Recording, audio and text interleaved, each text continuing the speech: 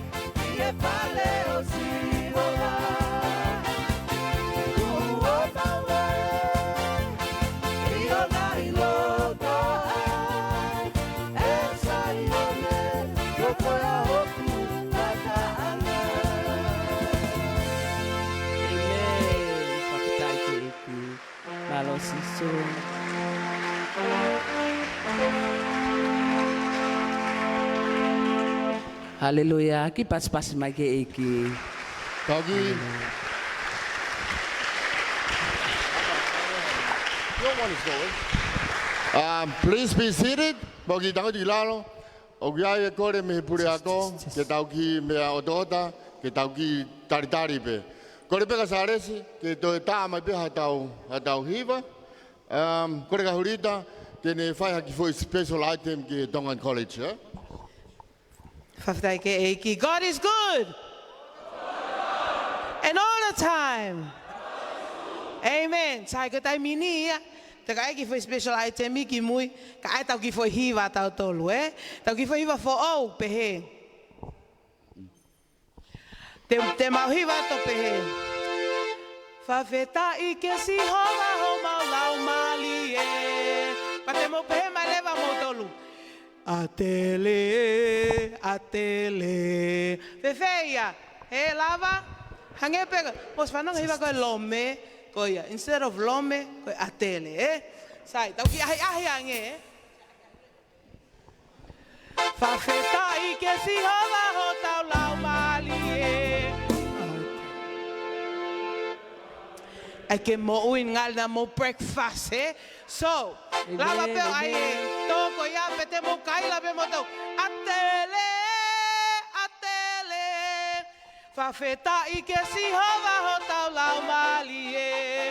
Atele, atele. Amen. Sai, teu. Dai me ka tau ki ai ange.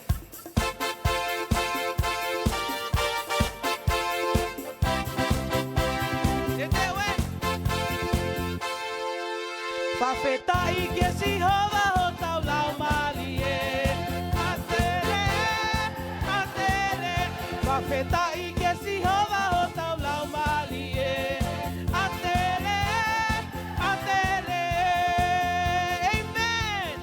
Sai, koe tau pehe mai tau. Tau pasi, tau me, tau pas. Sorry, hala. Ai pe fai ngofua. Tau pasi, tau me, he okulele I a Sihova, pe okulele I mauai pe. Atele, koia. Sai, whanau mai. Ai, FAKAFETA'I ka mai na.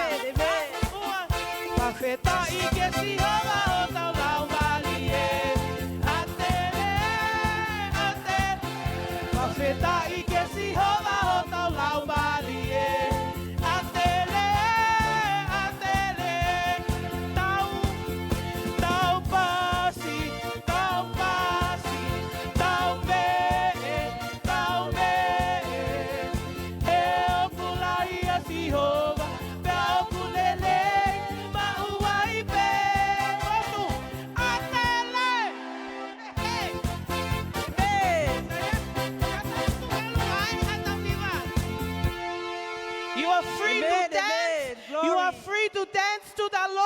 you're free to move to the Lord. Hallelujah. Sai. Ai tau foi hiva, Desceu, passe. Amen, amen.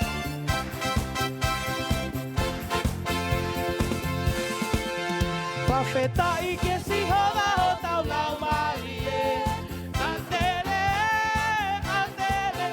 FAKAFETA'I que se roda o tau lau marie. Atele, atele. Dai peia, tolu pan. FAKAFETA'I que se roda o tau lau marie. Atele, atele. FAKAFETA'I que se roda o tau lau marie.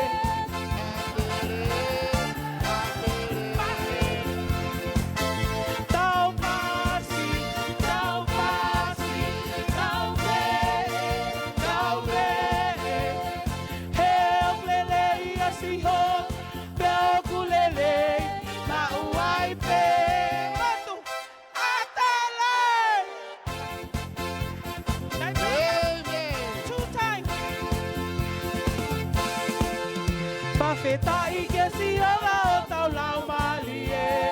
Atele, atele. FAKAFETA'I que se roda o tau lau malie. Atele, dai peia.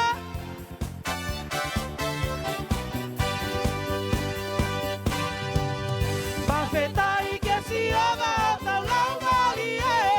Atele, FAKAFETA'I que se roda o tau lau malie. Atele, atele. Passe, tau passe, tau passe, tau le, tau me. Heu kulahi asi hova, meu kulelei, meu aipema. Atele.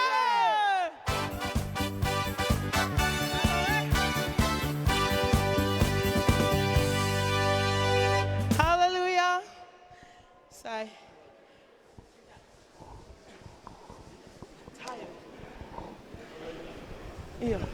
Ia, muda o rei. Vai, mai kana. Sai, mo fa mama pe foi vai que tá o wrap up a que tá o polkalame a honi. Ka hoko to pick up team praise and worship.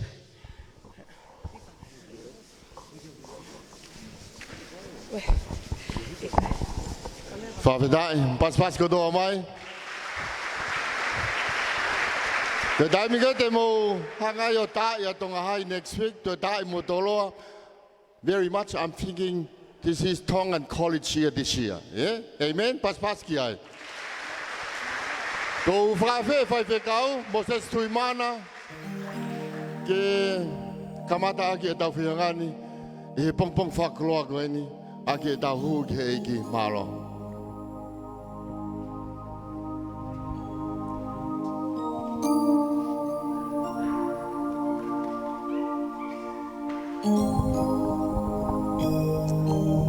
Taulotu. Kahili a lotu. Ukorege. Mohua mai mautamai ki he wani. Our Father in heaven for Balang.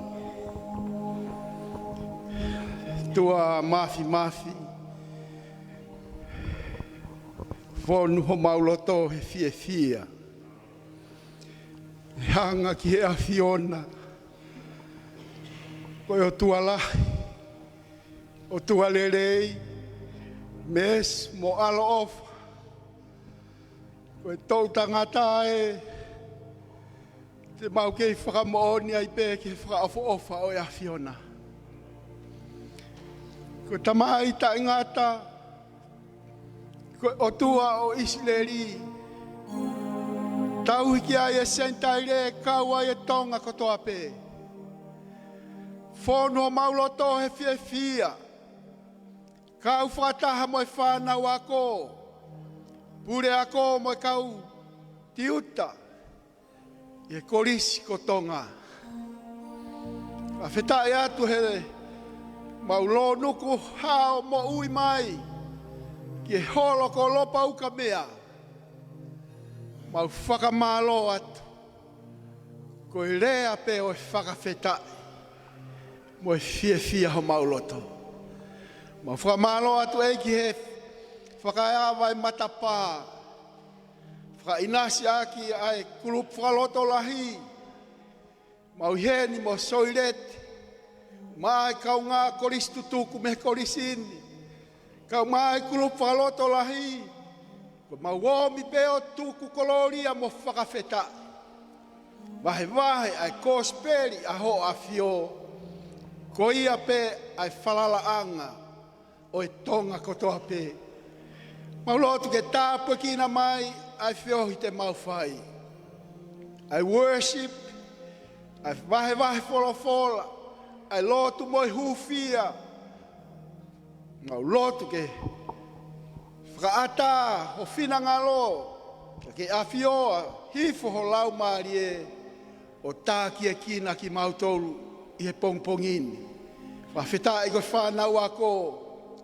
Whakate whito kia e mau i he ni. Mau lotu. Whai tāpue kina ki mautolu. Unu mai mo loto hanga marie. I he whiohi mo wholofola te mau whanongoa. Tāpua ki mai ai ahafo oko e ni. Ai hoko atu e nau ako i whare ako. E nau whe whanonga aki mo whoki ki honau ngahi api. Hoko e nau mo ui. O ku sipinga ki pe ai mo ui a kalaisi. Ko ia whakawheta'i mo whakamalo. Mau lotu ia, whai kotoa eni wafa si su kalaisi. Ka ko mau whakamo ui. Amen. Our Father which art in heaven, hallowed be thy name. Thy kingdom come, thy will be done on earth as it is in heaven. Give us this day our daily bread, and forgive us our trespasses as we forgive those who trespass against us. And lead us not into temptation, but deliver us from evil. For thine is thy kingdom, the power and the glory forever and ever.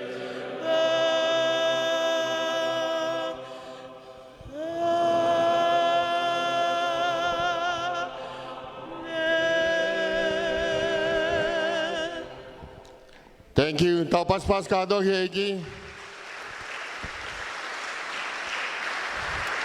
Whadapu ki he tolu tahai o tua.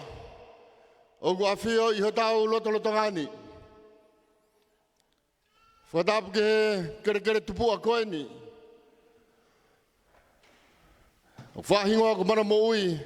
O whaiae kumi mama. A tamasi ako katoa pe. Whadapu heni ki he pure ako. Oda dafu. Da behe ke tokoni pure. O gai e whakatapu make heni ki a mafi tō ki mana moui, Sionelangi. Pea e whakatapu kia ti modolu whanau wako toa pēlo lo Tonga o tau kau whakataha he pong whakaloa koeni. Whakatapu make heni ki he whaiwhekau o whakalotolahi ministry, o me kau whaiwhekau. Mo ki mautolu ko toa pē, ku mau I heni he pongi koeni. Ke tau whai hawahe, whinasi aki whawholofola. O kou loto vela maa whana. Pea kou whia, ahau loto pākilangi. Ke tari loto whia ki modolu, pehe ki kau whai ako, tau kau whakataha, I pongi koeni. Pea whakatama ke heni ke worship team. Kaya harea mo ua. O mau fia ke mau heni ke tau wahe a wholofola. O gore heni ki a sione langi, ki a mawhitogi wherenit ki maramoui, ki tuake mua ki olunga, ki es mama tātu. Ai, mo paspasi mai ko head prefect heni. Ko masi eni whai ki ai kune pure tamai ki ako kato. Malo sione. Ko ia he kai te whakawholoa, ko e ospe ko ni, o kwa e tau hiva, whae te hurita special item, pea ko tui pe e hene pure ako, probably 5-10 minutes. Une loto pe ke hene mo ki tau tolu. Os ko ia whanau, o kia e tala loto. Ko tangata tala loto, ko tamai ko tino, o whaia ko e nusila. Ko iai, kai te whakawholoa, pena e korisu tuku pe atino I Atele. Ko e te pas lewa microphone kia hurita ki whahatau hiva. Ospe ko ia, te tau wā pe ko hingaka mu whoki ako. Amen.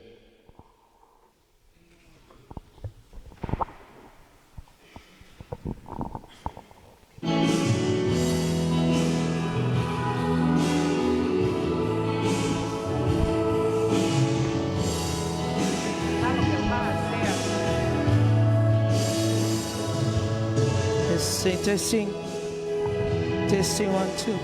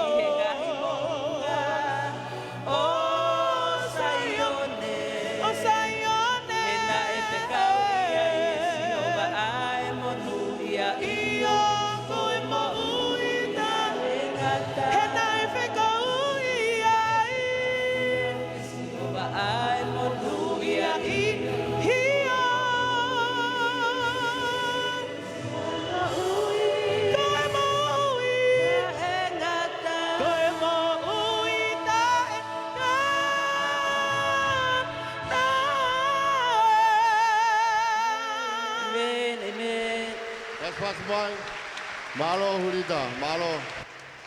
FAKAFETA'I keiki. Kaki tau te whafoloa, te tau whakawhai rewa ex-student Tongan College. Tino whiwhita, kene whai, ha taraloto, maari e maki tau tolu. O paspasi maha mo ex-student. Come on, Tino. Malo aku tu sifat bang FAKAFETA'I keiki, tahu aku siapa pong paklo pun.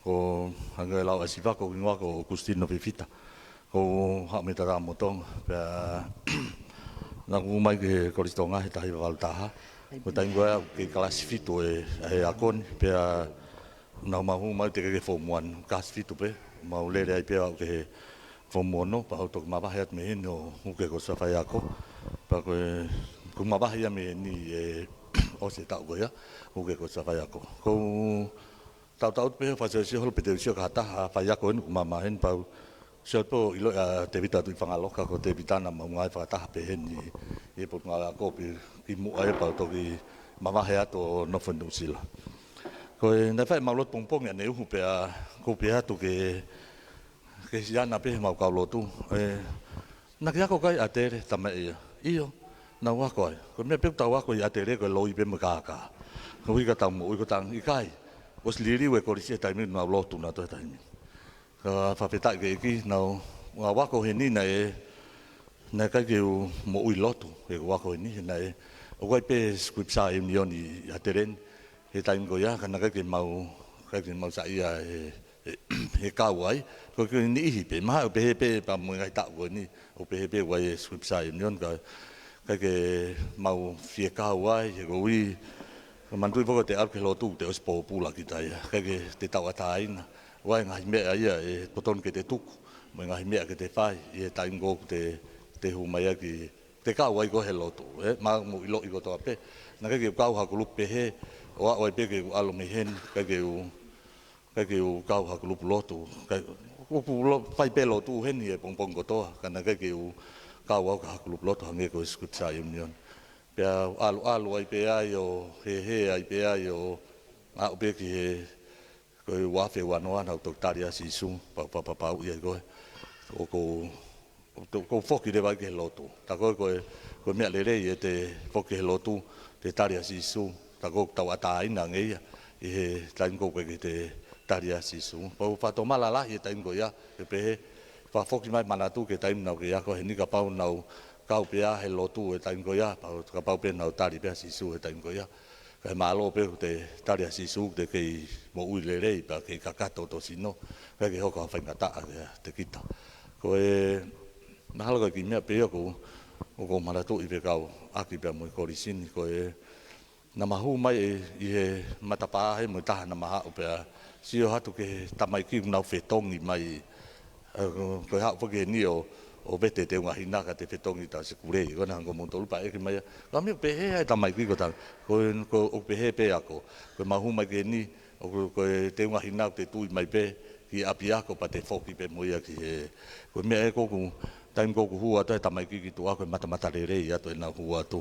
ta ko ko hanga e ta mai pe fineo et mai ana tolu pa na sa e ta mai ko Tonga ko malah ia to time ko na alo ta ki tu kai FAKAFETA'I pe ke iki o ku whawhiawhia pe tau sio ka mutolu ko na manatu pe ke taim pehen he ke isi ai pe te kalu me kasifitu o au ke whomono nau kau pe mo mutolu e tangutu pe he na o he ngai assembly pa mo ngai mea ko toa pe a korisina e whai ka ko ki poupou a pe ka te moto whanau manatu i mau pe o wawe pe taimi ka ke tau ilo ki he taimi ka ke tau ilo pe te tau mate aho ni ke ko fe tu te tau alu ki ai ka mahu inga ke tau taria sisu ke taria sisu ke time te ria na ovare ku tau malolo ke tau ilo pe ko fe tu te tau alu ton ki ai ko ni pe taimi ka ko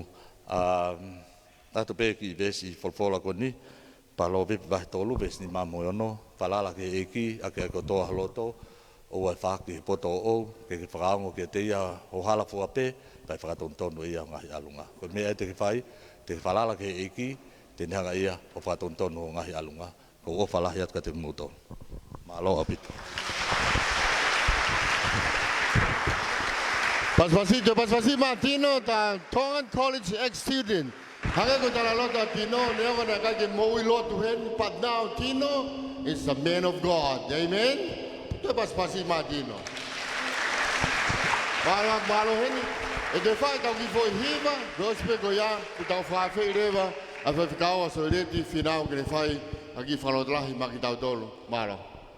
Amen, amen. Ki pas mai ke iki. O ki hiva ko ni e fie mau e ke tau tu ki olunga, ai ki hiva ko ni. O ki hiva ko ni o pe mai tukuange. Ai ka venga ho tau loto ospe tau heka hele lue ki he vani. Amen. O tu ki olunga pana, mo tu ki olunga. Tukuange. Ai ka venga ho tau loto. Amen. Hallelujah. Amen. Tukuange. Ai ka venga ho kuia puloto. Tukuange. Ai ka venga ho kuia puloto. Tukuange. Iesia ireiki. Tukuange. Ai ka venga ho kuia puloto. Angimai. Amatari o e pakalelei. Angimai. Amatari o e pakalelei. Tabitu no ata. Aunoto ma. Angimai. Amatari o e pakalelei. Kukebau. Akau ki uosi o atu.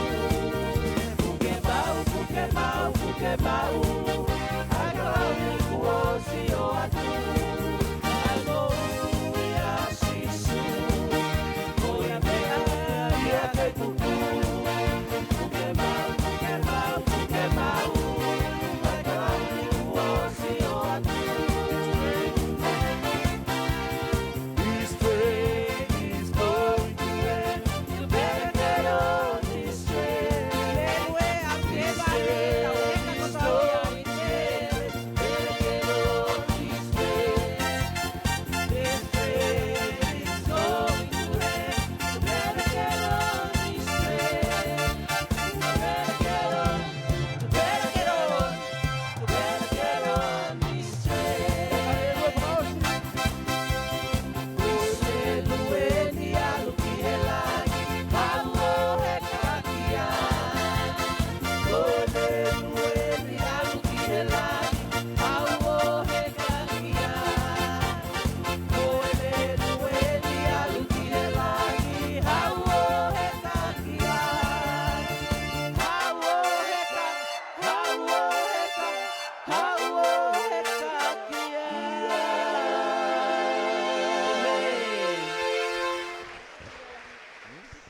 Le lain. Pasipasi mai, ta worship team. Thank you. Mogi, please be seated.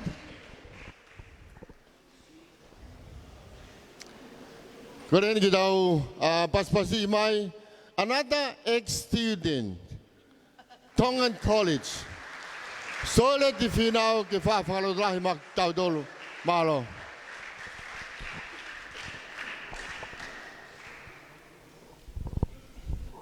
Malo apita sifa. O tufa tu fangi umea koe, fangi tohi koe ka mudol. O fampe ho kwat pe o koe pe me fangi booklet pe Britania. E ko le pe ka viri, mudol ko ko mo firma me Britania, fa palangi, pe hiki ha ko ni ma ke watu. Ka pau ke fusai ho le Tonga.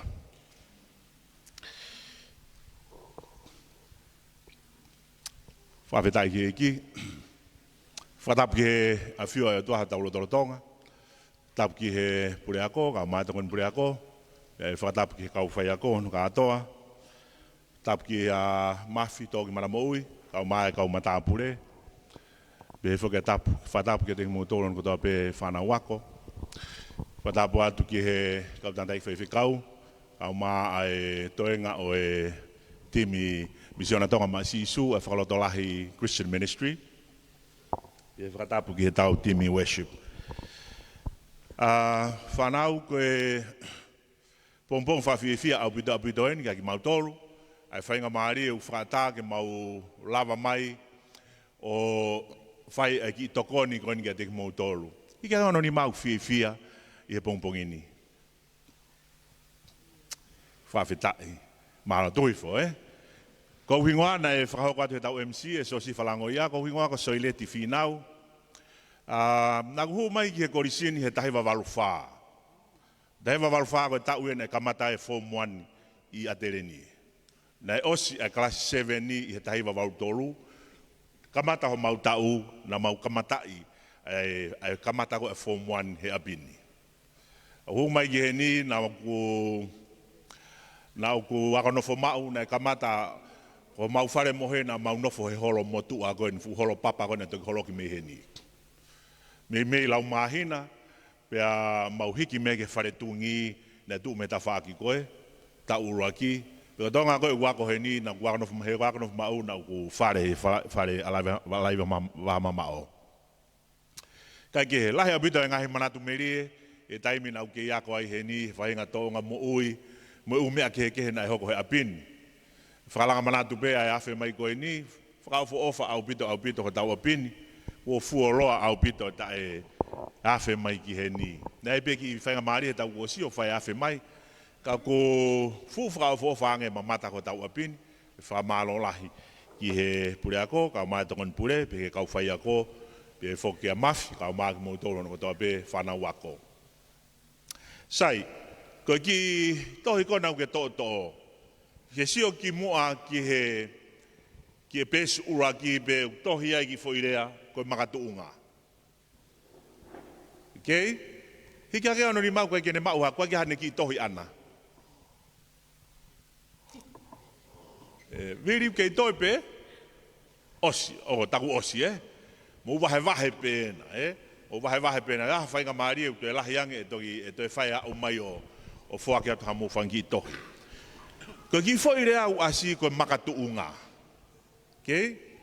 Koe makatuunga ku uhinga ia koe hange koe ni, koe whariki koe whare koe ni, ho tau holo whakani ko lopa uka mea, koe whariki koe whau ia koe makatuunga. Pe kui whakaparalangi koe foundation. Koe ne whewheka koe e makatuunga o e whare, e whewheka katoa e whare. E toko ni lahi ki, ano puke e whare ke whewheka. Koe makatuunga o ha mea, koe mea mahu inga au pito e ki hawhahinga mea. Ko manat pena e ki talanoa i muri he ngahi tau kuohiri, na e apiako na e horo. Koe whare funga waka ua pe tolu ape. Ka mea maari e na e horo po uri e whare ako. Na kei ke whatotolo nau tolu ia, na kei ke toha mofui ke he whonua. Pe na e iai ha whahinga whakapāpua mu, pe ko whahinga mea pehe, ke whakawaanga mea i horo e whare. Toki ilo he kau sivoro, pe koe kau atiteki, koe palo pare ma vai e makatuunga koe whakawae koe whare ako. Fu mamafa e re volo koe ki olunga e whare, kai kene lava ia o matatari he makatuunga hapai e fu mamafa koe konga ki olunga e whare. Pea holo e fu apiako koe ni, kai mea maari e na holo po uri, kai koe holo aho ke mate whanau ako. O mo tolu kou mou akapuru, hika kono ni mau akapuru, kau he tau utimi whakakreiti. Asi, tō atu. O koe mou tō wako i mau pehe kau coach e mea koe ni, o koe mea koe makatuunga pe kui koe basic o akapuru. Hange koe ni, kono hapo koe fo i pulu, kono pasi koe fo i pulu, kono akahi koe fo i pulu. Ka atoa umea koe basic ia pe koe makatuunga ia o akapuru. Koe mea lahi i he moui kua hano makatuunga. Ka pau he kai ki te kamata me pesika pe koe makatuunga, e vai e mea koe toa pe i he te whanonga. O manatu i beau nei whai e talanoa mahu ki a kohe ki arake kohe ako toka mua pe koe primary, o kuai ai makatuunga o e whika. O te hoko ko hata masi po kata to taha fika rei he fika. Kua pau ke te mau e te lauriunga. Kamata ko me riunga ua, riunga tolu. Tō kua ko whakakau ia kau whai ako toko lahi. Te alu hoko ko toko taha fika rei, ka pau e sai e te lauriunga. Maha beu moni. Sai, ko ki tohi ko ke puke. Wai makatu unga la lahi ai e wha o e mo ui whakalau maari e. Makatu unga pe wha. Sai, huke e pesi uraki. Huke pesi uraki. Mau, teu, tau lau katoa, sio ke whika uraki, teu, lau katoa, lau. O ofa kia te koe, ai o tua, pia kuia e ne tau mua fungani ki ho o mo ui. Sio ofa mai o tua ki tahako toa pe, kawai koe, kawai au, tahako toa pe mamani. O kua e ki i veesi uasi hena ko sione vahe tolu e staha ono. Mau katoa, hoko hake pe ia, Teu, lau. Nai ofa pea o tua ki mamani, ko ia na ne fuaki kono aratok pe taha na whakatupu, ko uhi, ko ia katoa pea u tuipi tai kia te ia, ke oua na auha, kai mau ai mo ui tai ngata. Whanau, tio ke tala noa maari e tohi tapu. E ko ki voi vesi ko nā ko vesi lau loto e toko lai. Tala mai ofa mai o tua ki mamani katoa. Mo ile toko lai ko mamani katoa tai mini whakafufu au ke toko valu piriona. Ki toko si opeta tongania, mau toko tahaki lutu pea tongania. Tala mai ofa mai o tua ke tahako tapi mamani. O e whaa mo o tua ke mau he toko tahako tapi mo ui tai ngata. Ke oua na auha e toko ai tangata mo e whiwhine, kane mau e mo ui tai ngata. Peko ki whakarea koe tohi tapuhe na sona vai tolu vesi tahano tamai, iku anga mo ui ua pe. Ka pau pe ukai koe ha auha, koe mau he tangata mo ui tai ngata. Mo mea i koa, ia e toko lahi lau miliona i mamani. O kai peke nau ilano tōku ua e iku anga e mo ui. Tau mo ui fu no au pito. Aho koe te mate, o waho tau iku anga ku ua. Ka pau pe ukai koe auha, koe mo ui tai ngata. Ika hana ni maune fie mau e mo ui tai ngata. FAKAFETA'I. Tai tuifu i lalo. Ika keu fie auha ia. Kai a tahe whi auha. Sio maari Toko lahi mamani nau whi maa e mo i tai ngata. Kau koe nau whi maa no toi founga koe ke mau e mo i tai ngata. Whi maa e toko lahi a hewani mo i tai ngata. Ka koe palo pare maani. Koe ke loto e toko lahi ke nau mau e founga koe te nau mau a hewani. Koe tari o sisu. Sai, koe whehu e nahu asi lao. Sio ke ki pepa. Koe ki whehu i lalo upehe. Koe haa hono uhinga. O kui kai ke a usiai e toko lahi. Ai mo ui whonu mahua hua mo whakanonga o whaki mai kohe o tua. Whakamore, toko ni mange whanau. Hike anga ni mahata. Ko hana e kuke pehe apau uhinga ke te koe. Hana e uhinga koe ke a usiai e toko lahi mamani. Ai mo ui whakanonga peko mo ui whonu mahua hua pe koe ofa ai o tua. Tari whai ngofua pe. Tala mai peko me o ke whakaukau kia. Hika kanga ni maa ka pau o ke ilo e tari ke ki whehu i koe nā. Hae uhinga o ke a usiai i he toko lahi mamani. Ai ofa ai o tua, mo e mo ui kou toko naki o tua. Mo ui whonu mahua hua. Mahari e koristonga. Ai ahi pe. Ia taha, iyo, malo opito. Tau pas-pas kita masih. Pas-pas. Pas. Oh iya. Koe tari mo ni tahae. Ko uhi, ko anga hala mamani. Ko uhi pe ko anga hala. Sai, ko ki whehu e neta, he koe hae anga hala. Ki fo irea ni au common au bito tau whanongo kia, tau ngahi wharelo tu, whanongo kia ngai siaskon mu, kau kia whalaite. Ka mua toko lahi koe ke mahino kia anga hala. E lava taha tari mai, koe hae anga hala. Iyo, ni mai taha mi loto.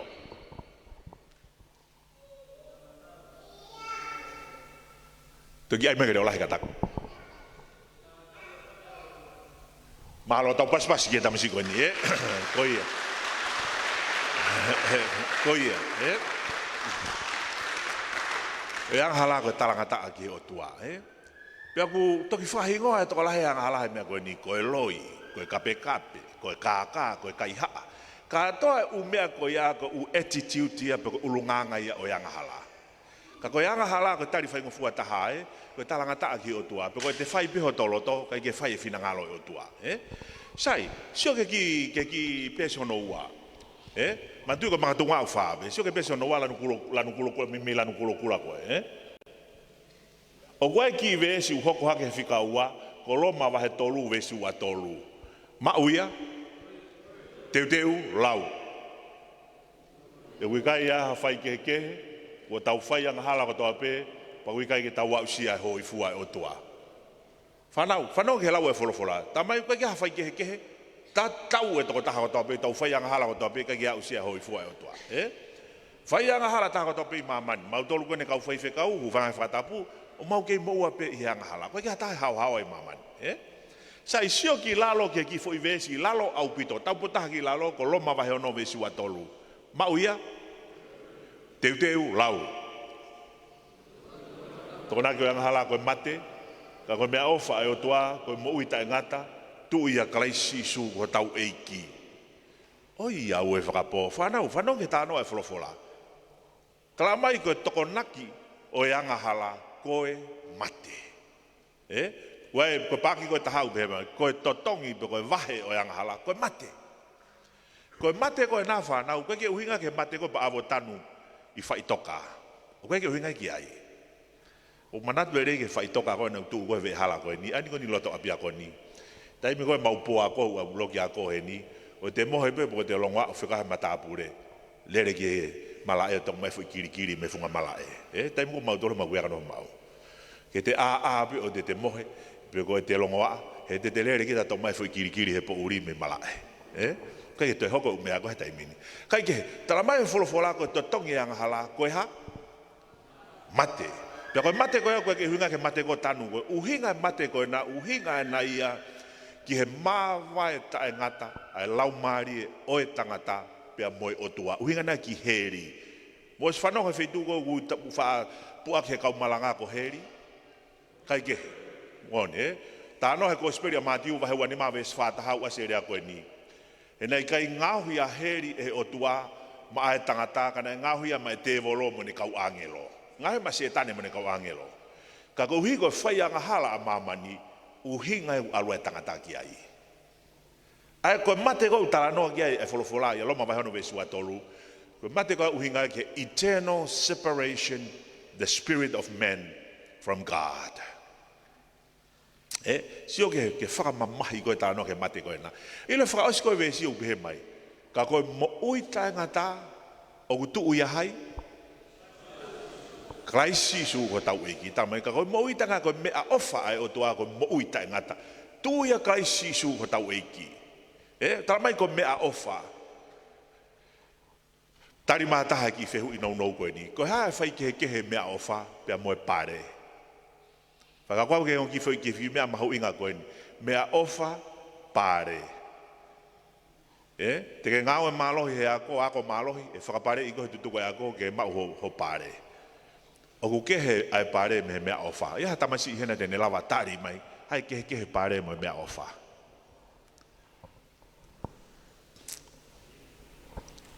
Come on. Ia taha, hiki ni maa. Pau na koe whehu i ni tolo au fuoroet. Alu ani maki o runga. Wa hai kehe pare mo mea ofa. Whakau whai ngo fuape. Ia tatin lavatari, ikai. Iyo, malo mafi.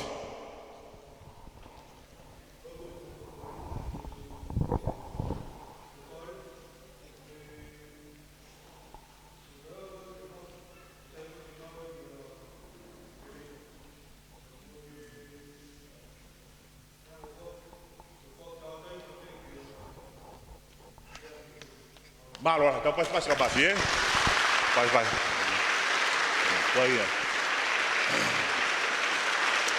Malo apita. Malo apita mafi. Koia, Koi pare, koi mea ia, o kuke ngā ue, i waha totonu ki ai. You deserve it. Ko mea ofa nei kai peke hao tonu a koe ki ai. O ku ke mau ia koe fuaki pe. Na ke ngā ue koe mea, you don't deserve it. Sio ke tā noa e wholofola, ka koe mea ofa ai o tua, koe mo ui tai ngata, tuu ia hai, ai sisu. O kai koe mo ui tai ngata koe pare, koe whakapare ia. O rohi ngā koe ki tau ngā ue e tau tolu. Ka pāti ke whanong ha tangata malanga u tu me mua me pulpit me he, o kune malanga ko talamai koe mo ui tai ngata koe pare, i kai, koe ke mo o nia whanau. Koe mea ofa, it is a gift, me he o tua, koe keresi ai o tua. Sai, tau alu ke makatunga no tolu, Tolu, sio ke lanu pulu, ke sa ia he lanu pulu, o te ke whihi he lanu pulu, whanau, Teu, lau katoa, teu lau. Ko sisu kalaisi pe, ai toko naki ai o tua, ki hea ngahala ai toko taha katoa pe. Pea kua ata ia te ia, ke ilo mua usia ai ofa, mo tau mua ai o tua, ki ho o mo ui. FAKAFETA'I, Sai tau hoko ato lau a loma wahi ni maa vesi walu hoko haki ai, Sio ki ai, loma wahi ni maa vesi walu, teu lau. Ka koe o tua, o koe ne whakaha, ai mo oni o ne ofa ana ke te tau tolu, i he pekia ka lais maa tau tolu, lolo tonga pe tau ke ianga hala. Whanau ke tānoa e wholofola. Pekia ka lais maa tau tolu, lolo tonga pe tau ke ianga hala. Sai tau alu ke mga tunga hano wha, pesoko. Ke sio ke he lanu pesoko, me lanu maroon, mau katoa ia, makatunga whakaosi ko makatunga hano wha. Teu, lau. Kua pau ke tau mau whakafoi tuitui a sisu kalaisi, ko tau eiki mo whakamo ui. Pea te tau toki lava ke ilo mo a usia, ai ofa mo tau mua e o tua ki he tau mo ui. Sio ke mahu inga koe makatunga whakaosi kua pau ke tau tari whakafoi tuitui a sisu ke tau mo ui. Whanau sio mai, tokanga mai katake, Ilo e taimina uke iako ahi a peagoni, ta tau peao mo Augustino, ne kei ke o mahu inga ia mea whakalotu. Whai koe u whakasiasi he aho whalaite, tai taha peke waro ki ai. Kauahe ho lahe u mea whakalotu. Koe whui hala koe a māmonga koe he, na kule rea tau ho ki ahe uai al tala ai. He lahi koe hola meheni, me taimi koe. Turi matolo ake fu palau e taimi koe ia, pure whama e taimi koe ia. Kana e whai pe u mea whakasiasi he whalaite, pompong whalaite heni. Ka koe ku wahe, o mahu inga i whainga maari e, o ke mahu hoke ia, o nea o mou ke iki. E sio ke tala noa, mga tunga hana wha, tala mai kua pau, ke tau mahu whakafoi tui a sisu. O kai ke whakamalohi i hei o tuahata, God never force anyone. Koe whakawhena ai o tuaha. Sai, teu ke laua sion, sio ke ki ves wholofora wasi hake. Sio ne vahe urua ki ves tahaua. Mau katoa, teu lau. Kaka ilonga ki nau tolu na e mau ia, na ane whakamawhai ki nau tolu ke hoko koe whanau ai o tua. Io, a ki nau tolu o tuipi ki tai ki hono hua wha. Sio ke tala noa e toi tapu talmai. Ilonga ki nau tolu na e mau ia, mau a sisu, ta mai na whakamawhai ki nau tolu ke hoko koe whanau ai o tua. Sai, whakaosi, sio ke pēs hoko, sio ke pēs lanu mata. Lanu mata, koe motoko mo mau mo share, tamakona ua hoko sio ke mo sio, puke i mua i olunga pehei, ke mo sio me tamakona ta whaki. Mahu inga ki foi pēs koe nā, O ke sio ki hena weang o foi sia kare lalahi e ua hena o e mo ui. O kune hanga hena o whakafofonga i mo ui lalahi e kakai ko tō pēr, tangata mo whiwhine ko tō pēr māmani. Ko foi sia kare kone ta whakto he ma. O ke sio ki ai, ko e kolosi witu ai he foi sia kare, ko kalaisi witu ai a. I loto, ke whakatonga e koe se ai, o koe ai koe kā, ko whi matai tohi koe kā, o tohi i he se a. Uhinga e kā ko nā ka kita, ko kita pe ia. Ko koe pe ia, ko au pe ia, ko upure he ku mo ui. Whai te riha pe he ku mo ui. Ko ngahi toti, ko ngahi eria ki he ke hea mo ui, ko te ako, talangofua ke mātua, ko e sipoti. Ke sio ki ai, tuu ke he koe ke māuha mea ia. Ko foi sia kare ko ta fa to matau. Ke sio ke foi sia kare ko to matau. Ko kolosi na wi loto hesea. Ko sisu na u heka I loto pe afio he mo ui ko ia. Ko tangata ne o kune osi hanga whakawhi a sisu ke ne mo ui. Mo ilo whai ke he lahi taha o yongo mo ui e ua koe nā. Ka pau e mate o ngo tamako nā e ua he ahoni. Tamako te ke ne tari a sisu a he ta whai tohe ma. Pe mo tamako ne stari a sisu. Ko toko taha ko he tohe mate ne totongi anga halana tarong ke a loma wahe ono vesua tolu. E mate ia. Ko tamako he to matau te ne mau e mo ui tainga ta. Sio ke fu mahu inga ko ta no ke mo ui la lahi ua ko e. Mo mea e mo ui no no au pito pe ia. Ni ngo tau whaamu ke hoka te ako mo mea ke malama pe ke hoko exiteni anai e halat ke mate ai. Ke lava tahata ofi. Mahu inga ke whakapapau I ho mo ui ke o staria sisu. Hika kono ni mau ne fia taria sisu. Be honest. FAKAFETA'I tau pas ki he iki.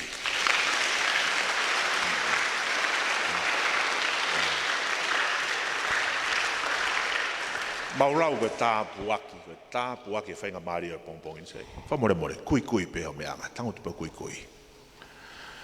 Mo tolu koe na mo hiki ho mo ni mau mo whaamu ke whaafea sisu ki ho mo i. Koe ke whia mau ke mate o alu ki heri. O ke whia mau ai mea ofa o tua koe mo I tae ngata o tala noa ke a sione vahe tolu vesi taha o no henai ofa pehea o tua ki mamani. Ko ia nā ne whuaki hono arotof pe taha ne whakatupu. Ko uhi ko ia ko tau peo tui pi ki tai ke te ia. Ke oua na auha ka ne mau e mo ui tai ngata. Ko palomesia ai o tua. Kui pe. Ko uwhawhi I ko ero tonga hau kui. E ange moi mai ke te au he ki lotu whai ngō fua ko e ni te uwhai atu. Ko ki lotu te uwhai atu. Ke whakaukau loto peo ke whakawa matapāho loto. Ke whakawhi a sisu ki o mo ui. Agi moi mai. E sisu. Ko fie maulahi ai afiona. O ko whanongo ki he kōsperi. Pe au hounga ki te au. Ho fuaki ho o mo ui. Kau mo ui ai. Ko awen ko yanga hala. O kua whakawa tu e matapā ku loto. O whakawhi I koe sisu. Hau o taloni I hoku loto.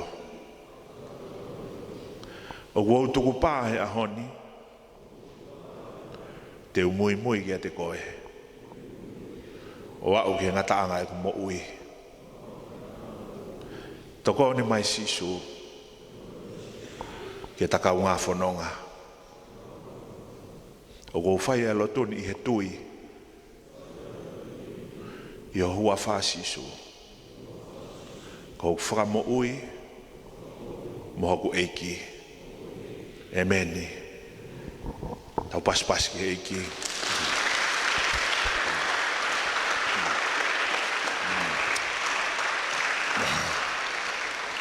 Mālo au pito whanau.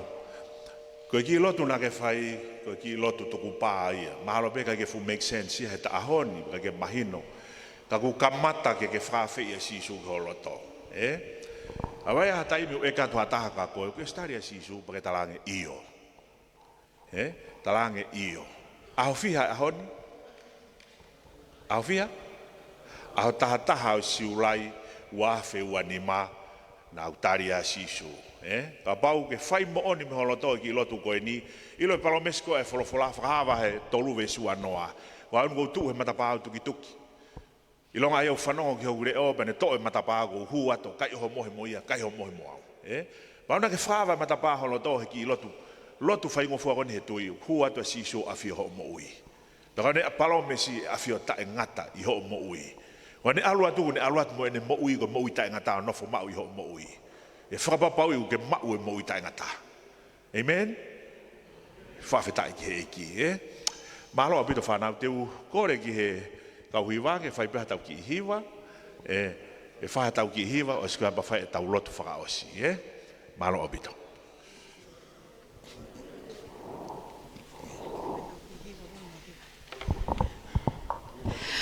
Ko la ke motu ke olunga na osi lave piki ane nai. Ko tau hiwa ko ini na tau hiwa ka ato ai atele. Whaka osa ki peta polo kalama ai. So, please get up. The words ki he tau, he oku lahi a Sihova, pe oku lelei mauai pe. So, we do the verses twice, and then the chorus twice, and we finish. Okay. FAKAFETA'I ke Sihova, ho tau lau mali e. Amen.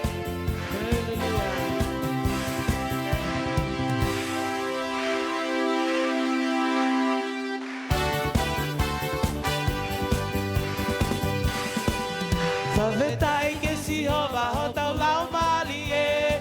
Atele, atele. FAKAFETA'I ke Sihova, ho tau lau mali e. Atele, atele. Again. FAKAFETA'I ke Sihova, ho tau lau mali e. Atele, atele. FAKAFETA'I ke Sihova, ho tau lau mali e. Atele, atele. Pasi. Tau pasi, tau pasi, tau be, tau be. He okulahi a Sihova, pe okulelei mauai pe.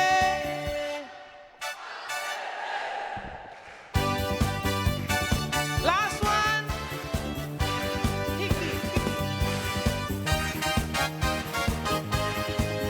FAKAFETA'I ke Sihova, ho tau lau mali e. Atele, atele. FAKAFETA'I ke Sihova, ho tau lau mali e. Atele, atele. Pasi, tau pasi, tau pasi, tau be, tau be. He okulahi a Sihova, pe okulelei mauai pe. Atele. Tau pasi, tau pasi, tau be, mecha. He okulahi a Sihova, pe okulelei mauai pe. Motu, atele. Malo Malo, mo mea hifo, e whae tau rotu. Whanau, whakaosi au pito. Whamamata mau me muri, ki he fuhu konu whaafai koni. I koro. Mo mea i koa, o kai koe talai ho tau apini he fuhu. Ko hiu mo ustari e sisu he ahoni, mahu inga ia ko sisu pure ho maumoi, o te asi e fuhu. Ile mau mamata mai kau kori stutuku ke he fuhu, hawe o ne whakamatala e tau whakaofa whakaolunganga. Mahu inga ke tau whakaha i mo ui a sisu he tau mo ui. Ko atere ma sisu, Tau kaila katoa, teu kaila katoa, atere ma sisu. Teu taha ua tolu, kaila. Atere ma sisu. FAKAFETA'I, tau pas ke eki. Ne, malo, FAKAFETA'I. Ko kore pe ke timi misiona Tonga ma sisu. Mo ki unu mai ke whae tau lot whasi. Mo tuu hako tuu laine mai pe i he tawha aki he. Hiri mai peho mau ni maa pe he ke whanau. Taha mai ki mua. I he tau whae e lotu whakaos. Mai si whanau.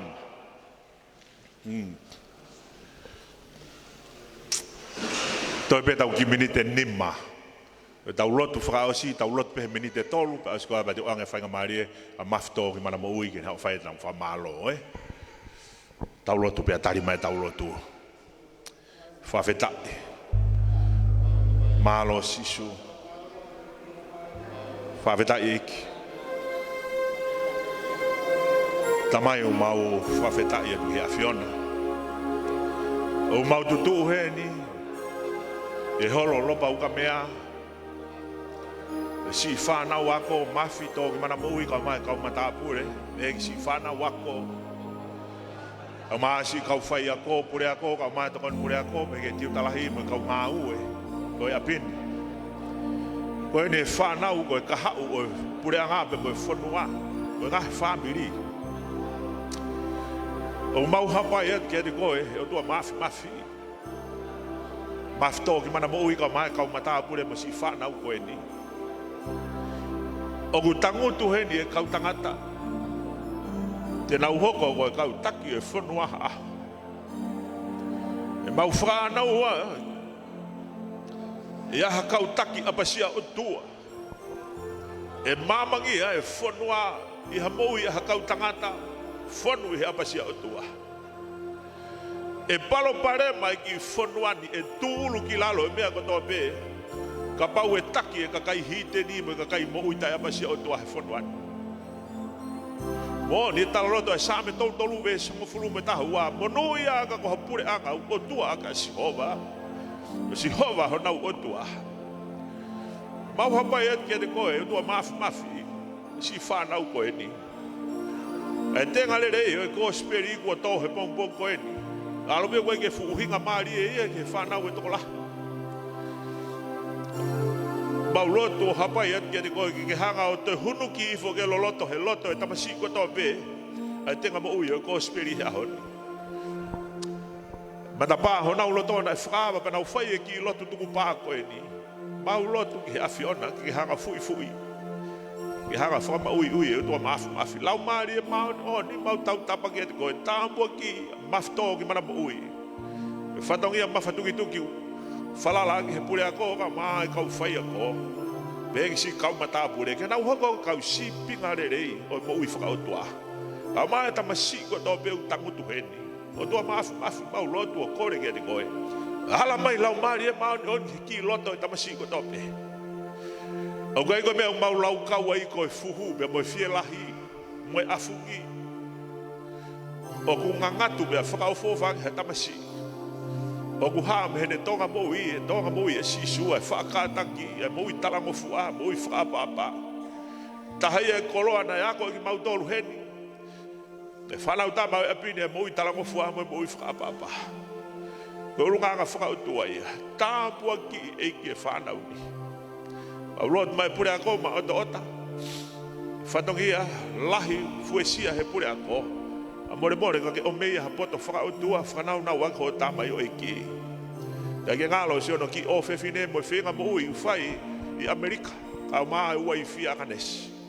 Ke tāpua si oksana pa ke whakamo ui he tā o si sukaraisi.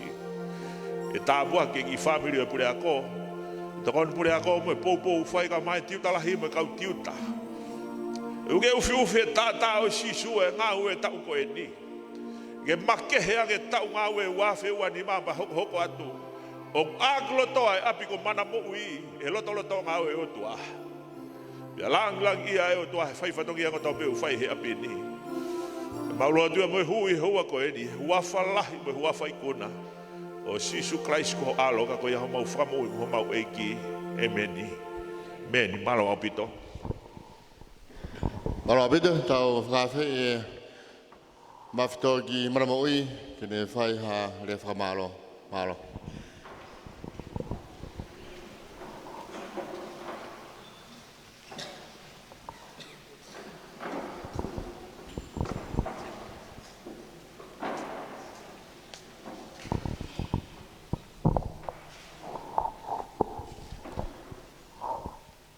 Ko tulowat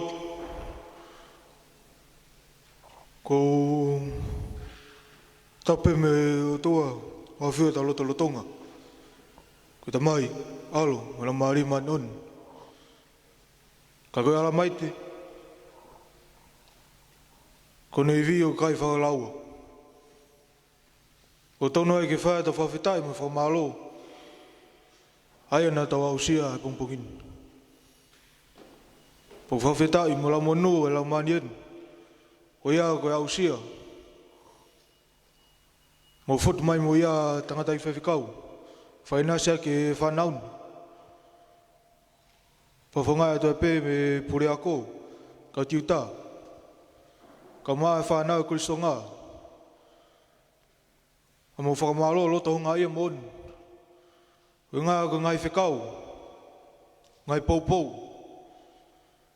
ngai ako naki o ke whak mai Hoko ia ko whakoloa. E whoki a pō mama ki whanau. I kai a lea ko mau e toko tahan. Ko ia ki whakahātua ku loto whia. Loto hunga ia o pito. Ko ia ko e hoko e ahoni. Ko pō mama ki whanau. Ko hau mai koloani. Whakamama ki whankiloto toko lahi enu. Ko tua e pē maa whana ko ia. Ko mo vai mai mo ngahi au sia. Hoko ia ko ha...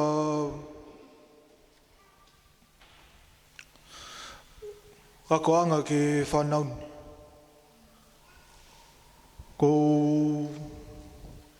Ko rea pē e whaituna. Tangata i te whaiwhikau. So e whinau, kau māu, kau ngā pirikimi. Ko ia pē ko e timakapulu e koristonga. Kau mā ngai whaifotongia ko toa pē a pin. Ki oa pē na mawahe mea mo ngahi lotu whia. Ko e korea pē me whitun. Ka e... Ano whakatoa ko korea pē mo e amanaki rerei. Ke ifo mai pē lau maria e tau eiki. Ko sisu kais. Nofo ni tāpua ki. Kau maa ne merino ia mō tolon ko toa pē. Ko ngā ko e whatongia mawhatukutuku tuku mō uma. Ka no whakatoa korea pē whanau koristonga. Whakau pē tau whakamalo me tau whiawhia. Ka tau paspas.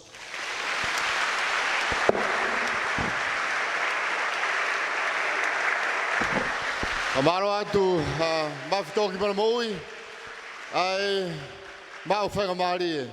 Kore me mua ke u